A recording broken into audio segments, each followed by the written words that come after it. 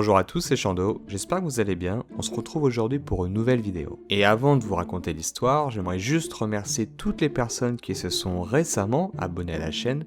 Vous êtes de plus en plus à le faire et vous aidez, vous faites en sorte que la chaîne grandit jour après jour, et pour ça je vous en remercie énormément. N'hésitez pas également à me rejoindre sur mes autres réseaux, comme Instagram, TikTok ou Discord. Tous les liens sont dans la description de la vidéo. Aujourd'hui, je vais vous raconter l'histoire de Claire. Et cette histoire, pour une fois, ne se déroule non pas aux États-Unis, mais au Royaume-Uni. Claire décrit cette histoire comme la pire expérience de toute sa vie. Et sincèrement, j'aurais vraiment pas aimé être à sa place. Mais avant de vous en dire plus sur cette histoire, générique.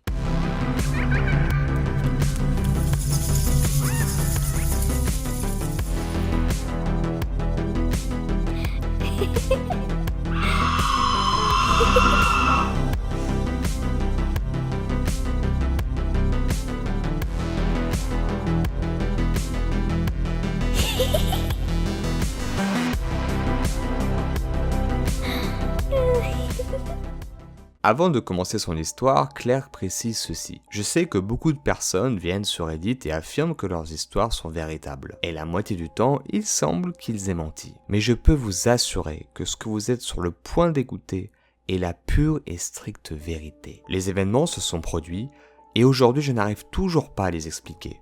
Et je ne vous demande pas que vous le fassiez. Ne réfléchissez pas, ne me jugez pas, ne me discréditez pas. Écoutez juste mon histoire.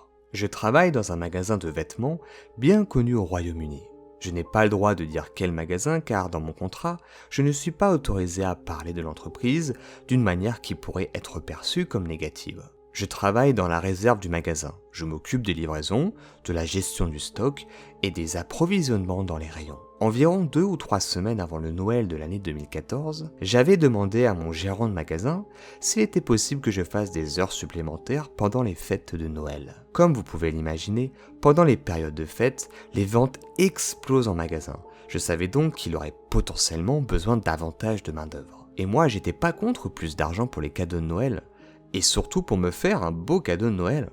Je voulais vraiment m'offrir un voyage sur une île, loin de toute cette grisaille si représentative de mon pays.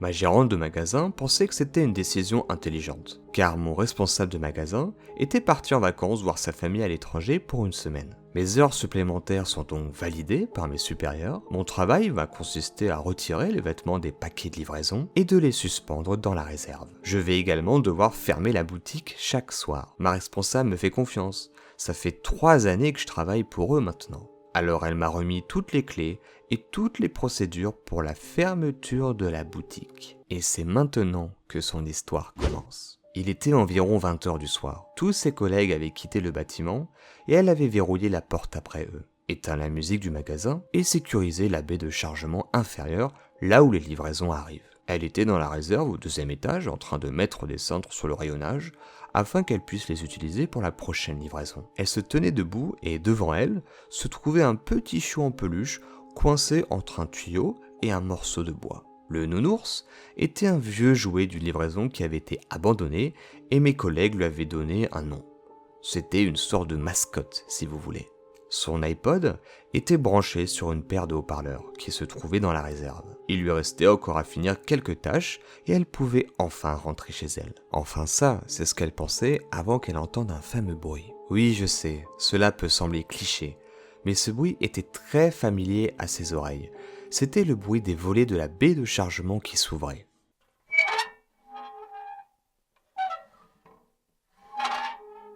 Elle pensait que quelqu'un devait être dans le magasin car la seule façon de les ouvrir est de les fermer et à partir d'un panneau se trouvant à l'intérieur de la réserve. Elle a donc mis sa musique en pause et elle a descendu les escaliers jusqu'à la baie de chargement inférieure. Et c'est au moment d'arriver environ à mi-chemin que le bruit s'est soudainement arrêté. Ce qu'elle peut dire et qui lui fait toujours peur aujourd'hui est que les couloirs, les escaliers, l'entrepôt en général étaient éclairés seulement par des bandes lumineuses. Et ces bandes lumineuses avaient des capteurs de mouvement. Donc à chaque fois que vous marchiez sous la bande lumineuse, on pouvait entendre un petit clic et elle s'allumait. Elle dévala donc les escaliers sous une multitude de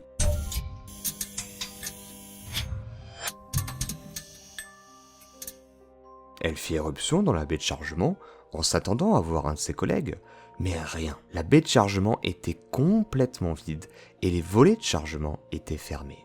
Elle commença à ressentir un frisson lui traversant la colonne vertébrale. Elle se contenta de faire le tour et retourna à son poste de travail dans la réserve. Elle continuait à accrocher d'autres cintres, sa musique de son iPod toujours allumée et fort utile pour calmer ses nerfs, jusqu'à qu'elle se souvienne qu'elle avait éteint son iPod. Elle se retourna, horrifiée, et commença à fixer son iPod qui se trouvait sur l'étagère. Alors qu'elle respirait et secouait la tête, elle remarqua que l'endroit où le nounours devait normalement être était complètement vide. Il avait disparu. Elle a commencé à regarder partout autour d'elle pour essayer de le voir. Il était peut-être tombé. Tout ça, c'est qu'une coïncidence. Ça veut rien dire. Non, Claire, ça veut rien dire. Tu te fais des idées. Mais aucune trace de la peluche. Elle est restée immobile pendant un instant, encore abasourdie par ce qui venait de se produire devant elle. Quand elle a entendu un léger... Elle s'est immédiatement déplacée vers la droite pour bien voir la réserve, mais elle faisait toujours face à l'obscurité.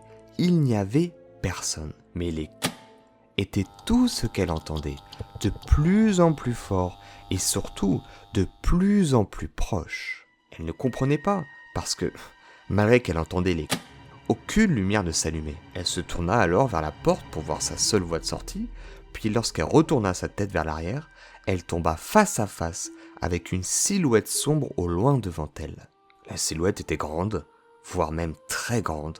Soit c'était une joueuse professionnelle de basket, soit c'était un homme plus qu'athlétique. Il était difficile pour elle de bien distinguer cette silhouette. Elle a besoin de lunettes pour les choses à longue distance et elle ne les porte généralement qu'au cinéma ou au match de football. Et l'obscurité opaque de la nuit n'aidait en rien. Dans sa main, elle pouvait voir un petit objet.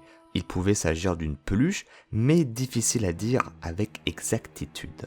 C'est alors qu'elle a senti un éclair d'adrénaline lui traverser le corps de part en part. Elle s'est ruée en direction du bout du couloir, franchit 2 portes, une troisième à sa droite, direction les toilettes des dames. Elle ouvre la porte et se retrouve face à 3 cabines. Elle choisit celle du milieu et s'enferme. Elle était maintenant accroupie, sur les toilettes, tremblante, terrorisée, effrayée et totalement paniquée.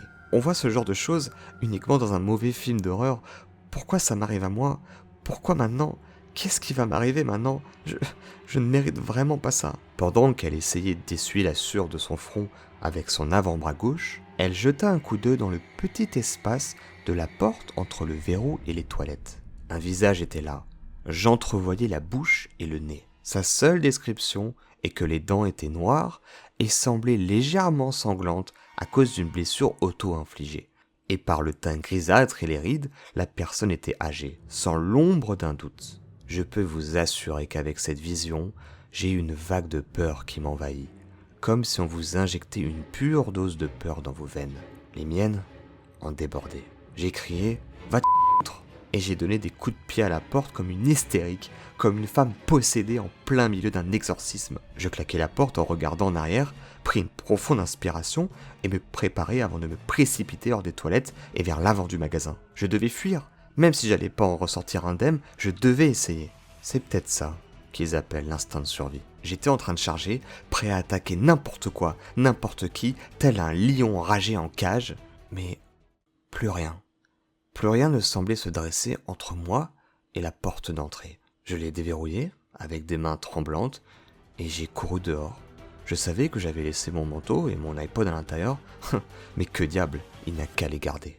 Elle va donc sortir des toilettes, se précipiter à l'extérieur du magasin et se retrouver face au verrou de fermeture des portes. Pour ceux qui l'ignorent, généralement quand vous avez un commerce, vous avez des volets métalliques devant la devanture qui permettent de fermer correctement et de façon safe le magasin. Donc il vous suffit juste de mettre une clé et les volets mécaniques descendent. Sauf que c'est un processus qui est relativement long. J'ai tourné la clé à l'intérieur de la serrure et les volets se sont affaissés. Alors que je m'accroupissais lentement, en regardant les volets descendre, j'ai de nouveau vu la silhouette, tenant toujours le nounours, au milieu du magasin. Il faisait noir dehors, il faisait noir à l'intérieur. J'ai fermé les yeux et j'ai supplié le bon Dieu que ce volet se dépêche de descendre. Dépêche-toi, descends. Lorsqu'il a touché le sol, j'ai arraché la clé du mécanisme et j'ai couru dans la rue principale. Elle prit alors son téléphone et appela la police. Elle leur raconte toute l'histoire et leur dit qu'elle pense qu'un homme est entré par effraction dans le magasin, mais qu'elle a réussi à l'enfermer à l'intérieur. La police va arriver peu de temps après l'appel de Claire. Elle va les escorter jusqu'au magasin, le réouvrir et tout réallumer. Et elle va leur faire tout le tour du propriétaire pour qu'ils puissent absolument tout fouiller. Je vous rappelle qu'en principe, la silhouette, l'homme, la femme, peu importe, est censée être emprisonnée à l'intérieur. Mais ils ne vont absolument rien trouver. Donc un agent va ramener Claire chez elle et ils vont lui expliquer, ils vont la rassurer qu'ils vont continuer à chercher dans l'entrepôt et qu'ils vont contacter sa manager soit ce soir, soit demain. Mais ils ne vont absolument rien trouver. Le magasin, l'entrepôt, la baie de chargement, tout est absolument vide, il n'y a personne. Aucun signe d'effraction, absolument rien. Le lendemain, je suis arrivé au travail à l'heure d'ouverture. Même si je n'étais pas censé travailler. J'ai été accueilli par différents agents de la veille et par mon gérant de magasin. Nous nous sommes rendus au bureau juste après que mon responsable eut ouvert le magasin et laissé mes collègues s'installer. Les agents m'avaient certifié qu'ils continueraient leurs recherches jour et nuit et que mon responsable devait vraiment installer un système de vidéosurveillance. Oui, parce que selon lui, la raison pour laquelle notre magasin n'a pas de caméra est que le taux de vol n'est pas assez élevé pour en avoir. Et ce qui va finir de traumatiser totalement Claire, c'est qu'au moment où elle va récupérer son iPod et son manteau, qui, je vous rappelle, sont toujours dans la réserve, elle va retrouver le nounours à sa place exacte. Ensuite, Claire précisera qu'elle va retourner au travail comme si de rien n'était, ou du moins, depuis cette histoire, plus rien ne va se passer. Enfin, dans le sens où plus aucune étrangeté, plus aucun événement bizarre va se passer. En bref, elle va reprendre le cours normal de sa vie. Aujourd'hui encore, elle n'a absolument aucune idée de ce qui s'est passé, elle n'arrive toujours pas à l'expliquer. Certaines personnes dans son travail pensent qu'elle est folle, d'autres pensent qu'elle a totalement menti, il y a un peu une omerta à ce sujet. Et c'est ainsi que s'achève notre histoire. Avant de finir la vidéo, j'aimerais rajouter certaines choses sur cette histoire. J'ai choisi ce Reddit parce que beaucoup de personnes vont commenter l'histoire de Claire. Et Claire va répondre très soigneusement à chaque commentaire et elle va apporter des photos comme vous avez pu voir dans le montage que j'ai fait. Et les personnes qui vous répondent à son Reddit auront probablement les mêmes doutes que vous et moi. Soit cette histoire est totalement bidon et claquée au sol, soit c'est un canular, une farce, un bizutage, appelez ça comme vous voulez. Mon avis personnel pour ce qui vaut est que je pense que c'est une farce ou un bizutage. Dans le sens où si la personne, la silhouette, aurait vraiment voulu agresser Claire, elle aurait largement eu le temps de le faire. Le fait, par exemple, que la personne reste immobile pendant que les volets ferment le magasin, le fait que le nounours reprenne exactement sa place, le fait qu'on ne retrouve pas l'individu qui est supposé être enfermé dedans, pour moi, tout ça, ça en dit très long. Soit sur la véracité de cette histoire, soit sur le fait que c'est tout simplement une farce de ses collègues parce que c'était la première fois qu'elle devait fermer la boutique. Dans tous les cas, vrai ou faux, j'ai adoré faire et raconter cette histoire.